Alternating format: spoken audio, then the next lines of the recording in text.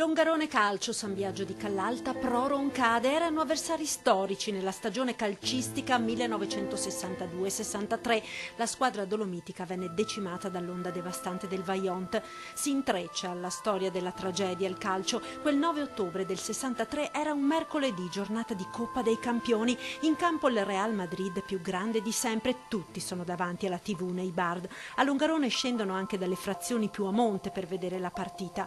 Moriranno quasi tutti, 1910 vittime, uomini, donne, 487 bambini, tra loro anche il capitano del Longarone e 5 giocatori. Gli altri abitavano in Cadore. Franco Di Biasio è l'unico di Longarone sopravvissuto. Io lì nella tragedia ho perso tutto, i genitori, una sorella di 11 anni, e mi sono salvato perché ero a scuola a Conegliano, facevo l'enologia.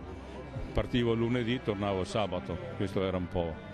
E allora sono riuscito a essere ancora al mondo, se no non c'era rimasto più niente, né la casa, né avevamo un'attività, una fabbrica di biscotti, proprio cancellato completamente tutto. Insomma. Sono passati 55 anni e quei giocatori delle 3 squadre rivali nel 63 si sono finalmente ritrovati grazie ad un appello lanciato da Raimondo Giuriato, classe 34, e Franco Fattori, classe 45.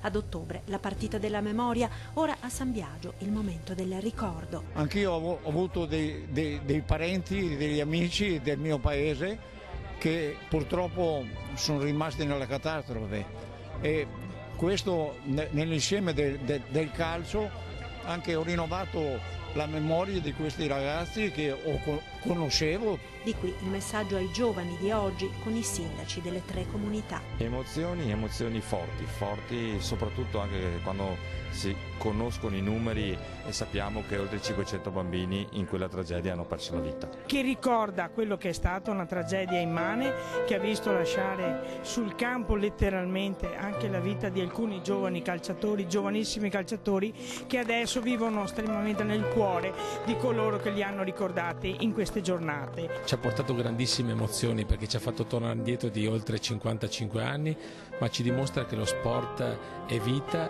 e unità, e proprio sono valori importanti che dobbiamo cercare di trasmettere anche ai nostri giovani.